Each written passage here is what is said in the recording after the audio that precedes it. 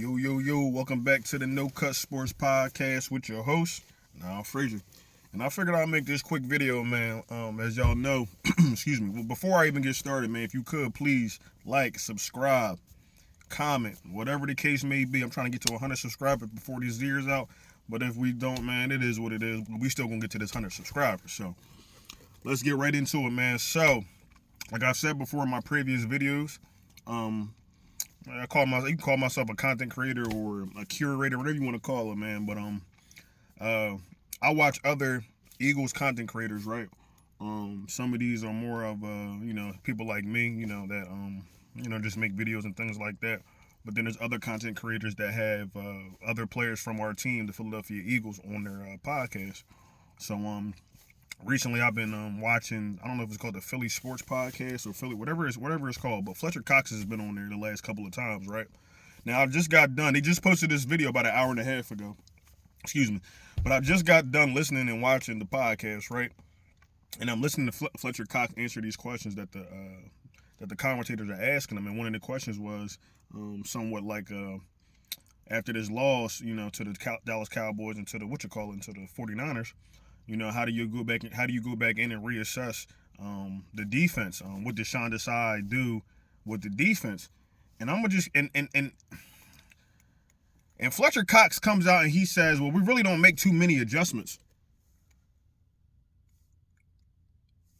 I said, wait, what? And I had to make sure I heard this. And I wish I could just get the clip, but go watch it for yourself. The man, Fletcher Cox, literally just said, we don't really make too many adjustments on week to week. He said nothing crazy. He said, and he didn't say it in a way where he was trying to be rude or anything like that. But the way I'm taking it, and this is what I've been saying. As a coach, why does it take you to the second half to make adjustments when you can see if you're a skilled enough coach to be able to see the game visually and understand what's going on right in front of you?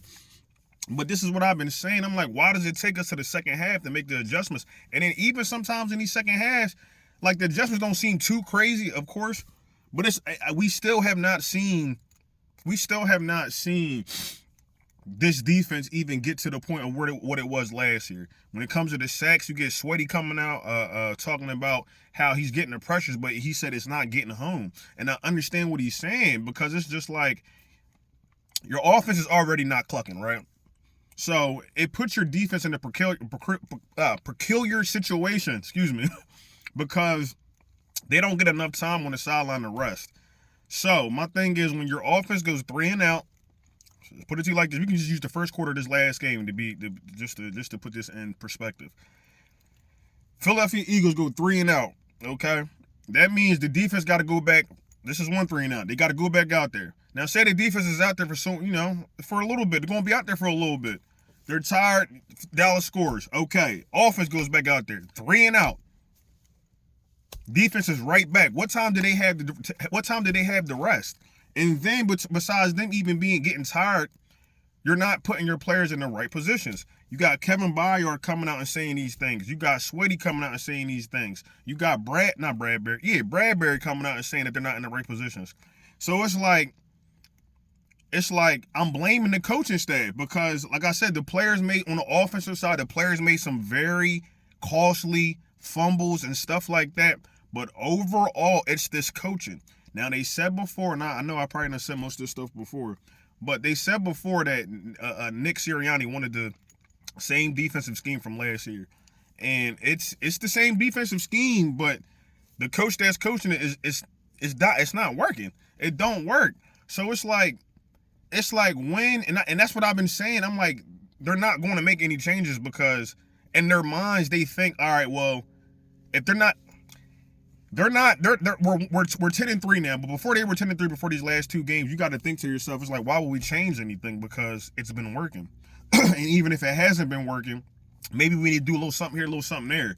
So it's like a more of an ego thing. It's like, well, we think we're still good, and it's getting to the point where it's catching up to us.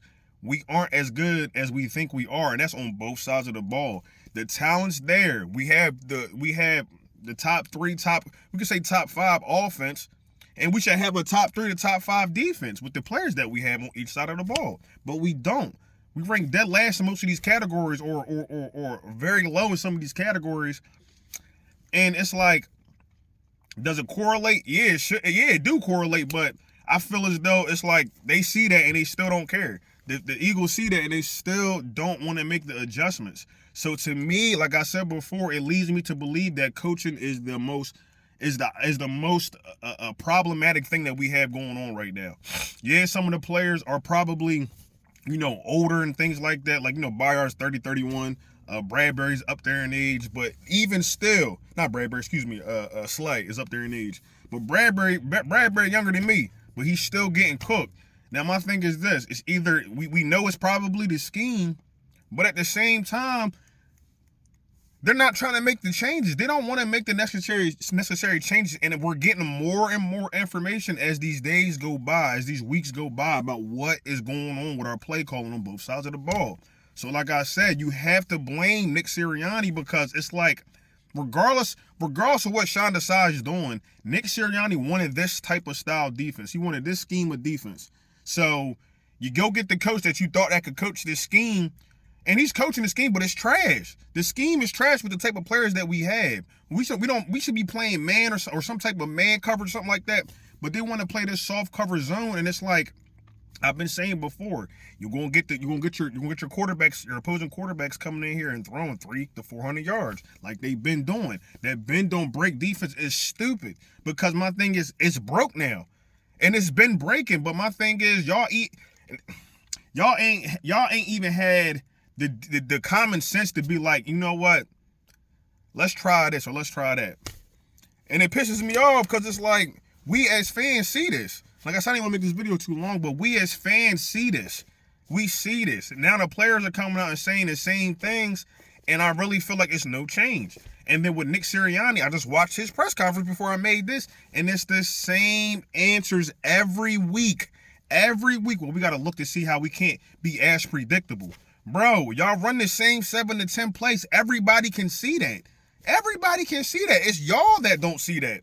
It's like we had so much trickery last year, and that's what I said in my last video. Shane Steichen really saved Nick Sirianni from looking like a bad head coach, because the fact of the matter is, if you look at when Nick didn't have him his first year, and he was making the plays or making the calls, or when he was just making the calls in general, I don't know if he was there or not, I can't remember, but my thing is, when Nick was making the plays or a play call, the offensive play calls, it looked just like this. It looked like trash. When Shane Steichen came in, bro, you're getting the ball out of Jalen Hurts' hands fast. It was like quick decisions. So it was, and it's like you think that you see that last year, that you would implement that back into your offense, because you see how fast the Cowboys get the ball out of Dak's hands. You see how fast the 49ers get the ball out of Brock Purdy's hands. Jalen Hurts is back there all day waiting for these plays and these roots to develop, and it's like, They're not, like I said this in the beginning of the season, it's chess versus checkers, bro. And they've been playing checkers all season. It's no chess, it's no strategy to how you're using your players on the offensive side of the ball and your defensive side of the ball. My thing is, dropping players back in the coverage that don't need to be dropped back in the coverage for this soft D. It don't work. It don't work, because you drop them in the coverage and they still convert these third and longs, or whatever the case may be. Like, I don't understand. So it's leading me to believe that we're really not going to see no difference in this Eagles offense or this Eagles defense, because they really think that, okay, we're 10-3, you know what I mean? We lost a few games, but it's really looking bad, bro. It's looking bad. It's been looking bad. I said this around 4 or 5 weeks, week 5, week 6. It looks terrible. And everybody kept making an excuse like, well, everybody else is peaking right now. We shouldn't be peaking just yet. Bro, forget a peak. We wasn't even on the incline, to be honest with you. To even peak. We've been playing this corny football, man. Corny football. And it's finally catching up to us. But then now I'm hearing these responses from the coaching staff, and it's leading me to believe that nothing will change. It's sad to say, but nothing will change, man. Now, if they come out here against Seattle and they lose against Seattle this Monday, and I'm gonna keep it a bean. Seattle's been playing really, I ain't gonna say they've been playing really well, but for what they've been going through, losing Geno, and then now they got Drew Lock in there. But they played Dallas hard.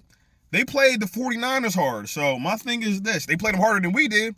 So I'm not gonna sit there and be like, oh, we're gonna walk in here and we're gonna get this W. I don't, bro. If nothing changes, and this is the same football that we're playing, we will lose. It'll be a close game that we will lose. I'll bet you my bottom dollar. They don't want to make no changes, and that makes no sense to me. Like, why waste the season? Why waste the season like this? All due respect, why waste the season? But my thing is this: maybe this is what needs to happen because they need to redo or rethink how they should be going into these, how they should be game planning some of these games, because it seems like it's the same game plan on both sides of the ball, bro. And it's really sickening to see because you have a talented squad. Coaches would die to have some of these players on their team, and you give these coordinators and this head coach these players, and they still don't know what to do with them. It blows my mind entirely, but you know what? It is what it is. So, like I said, man, I don't expect no changes to happen anytime soon. You probably won't see anything until this off season. Sad to say, but I don't know, man. We gonna see. But I figured I'd update y'all with that information because I thought that was just crazy when I heard that. He said we really don't make any changes on the throughout the week. That's crazy. That's crazy, bro. Like, oh my God. But anyway, man, I gotta get ready to go back to work, man. I just thought I figured I'll fill y'all in. But I appreciate y'all watching the podcast. Please like, comment, and subscribe if you can. And as y'all know, it's not from the No Cut Sports Podcast. I'ma holler at y'all. Y'all be safe.